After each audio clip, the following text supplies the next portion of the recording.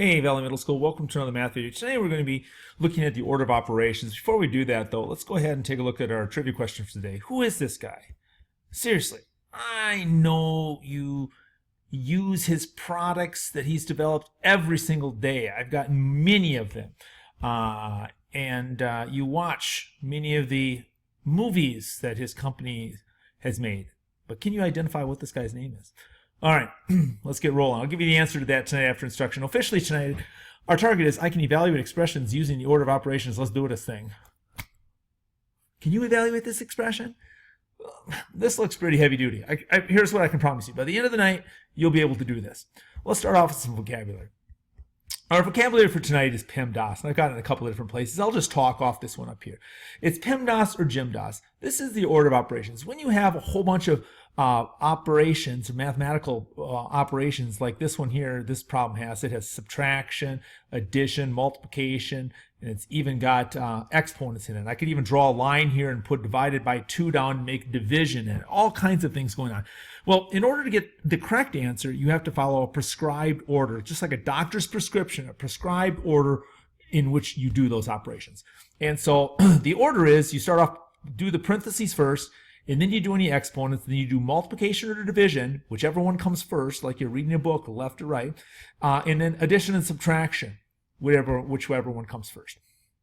Now, when I was a kid, we said PEMDAS. Now we're starting to say GEMDAS.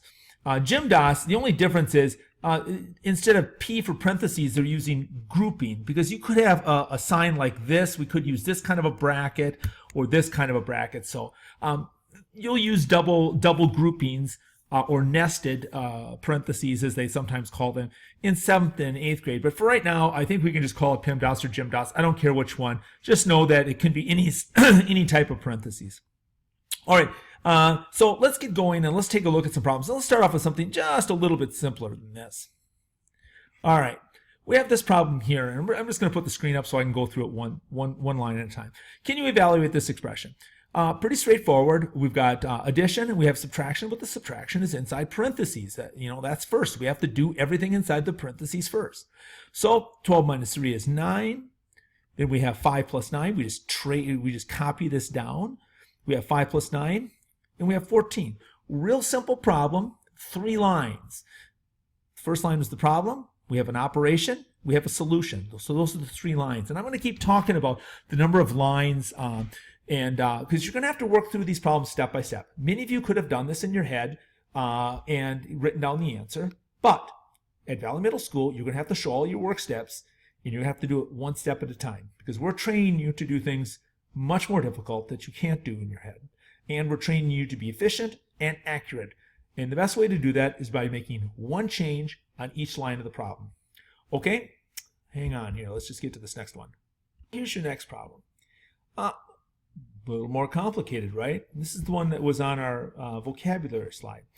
All right, so we've got parentheses, so we know we have to go inside the parentheses.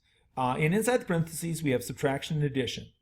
Now, I know it says addition first, but remember that I wrote these on the same line because whichever one comes first, that's the one you do. You do them in order. It's like a buffet line. First come, first serve.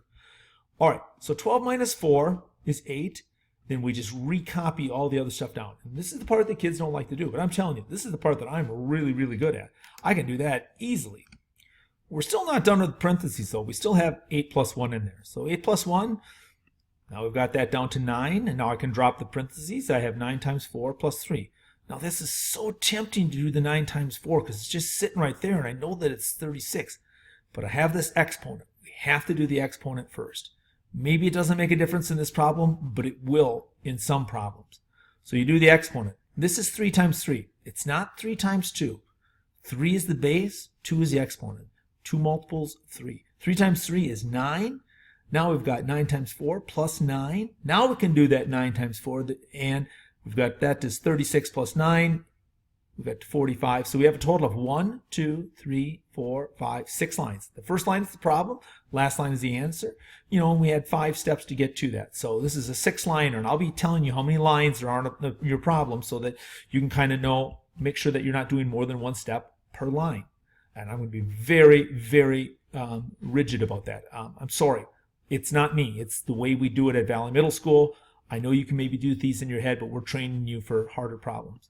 All right, time for you to try some pause problems. I got, I think, 3 or 4 of them. Go ahead and pause the video and try this one by yourself. I see dead people. All right. Yeah, it's okay. After therapy, you're going to be just fine.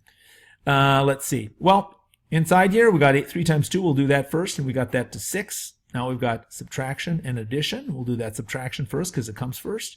8 minus 6 is 2. We got the 2 plus 7. We got 9. A little 4-liner there with 3 different steps. And we are all set. How about this one? Your second pause problem. Go ahead and pause and try it. Okay. We got that 10 plus 8. We've got to do that 8 divided by 4 first. 8 divided by 2 first to get 4. Now we've got addition and subtraction. We can do the addition. 10 plus 4 is 14. Subtract the 6. Another nice little 4-liner there with a solution of 8. Good. All right. Let's bump it up a little bit. Give this a shot. All right. Well, no parentheses, but we have an exponent we have to deal with first. And again, that's 3 times 3, which is 9. Then we can take the 5 times 9. That's the next step. That's the 45. Now we have subtraction, and we get to the 38. The 4-step problem is probably kind of the minimum of steps that we would have in 6th grade. Usually in 5th grade, it's those 2 or 3 steppers. In 6th grade, it's really the 3-step or the 4-line problem is kind of the minimum, and we get up into 5 steps and 6 steps, which is 6 and 7 lines. All right. Be careful though. Here's 2 kids, Dexter and Megan, who both looked at this problem and they both solved it and they got different answers. See if you can figure out which one's right. All right, well, let's take a look at what Dexter did. Dexter did 6 plus 4, and he multiplied it by 3. So he had 10. Here's the 10 times 3 is 30. So he had 30 points. Megan, well, she did the 4 times 3 first to get the 12, and then she added the 6 to it, so she had 18. Which one of these 2 people is right? Well, Megan is, because apparently Dexter forgot to apply the order of operation. Now, he just took him through a set of parentheses in here. No, we don't do addition first. We do the multiplication first.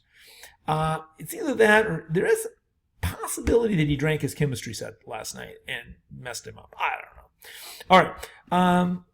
There is a but sometimes we take that whole problem like this, all these operations up top, and we'll put it over the top of division, and it freaks kids out. But it really is, it's not that difficult. You just do everything on the top, you do everything in the bottom, and then you divide. Here's the rules. Do everything in the top, do everything in the bottom, and then divide. Let's do an example here. All right, so here's this big long problem, and we look at it. Well, we got parentheses, so we got to go inside the parentheses first. So 3 times 3 is 9. I just copy the rest of that information down just like it was. Now I have an exponent. This is not 18. This is 9 squared. This is 9 times 9, which is 81. So I do that. That's my next step. Now I got addition and I got addition. We're still up on the top. Well, 2 plus 7 is 9. 9 plus 81 is 90. Now, do I have anything to do on the bottom? No. So I go to the next step. I divide. 90 divided by 9 is 10. Let's have you try one. Go ahead. Give it a shot. All right. 5 lines. Let's see if you got them all right. Well, the first thing you're going to have to do is deal with that exponent up on top. So you really got 16 times 2, and you just copy the rest of the information down. Now you can do the multiplication. 16 times 2 is 32. Now we're done on top. So now we can go do everything at the bottom. 6 divided by 3, that's going to give me 2, and I just rewrite the top. 32 divided by 2 gives me 16. And just like that, you are done. All right. Here are the 2 ticket to the show problems. Make sure you do these step by step, 1 line at a time, please. All right. And the trivia question. Who is this guy? Well, this is Steve Jobs. Steve Jobs, just one of the amazing people. Unfortunately, he passed away not too long ago. But Steve Jobs co-founded and was chief executive chairman of Apple. Yeah, he's the Apple guy. Also, in 1985, he launches Pixar Animation Studios. And then he returns back to Apple after that and comes up with the iOS system and the iPhone. So this is the Mac guy. Mac guy, you can see the big piece of the apple behind him here. But I'm a big Apple fan. This guy has made computers easy and phones easy and reliable. So anyway, my hat's off to Steve Jobs. All right, see ya. Thanks, folks.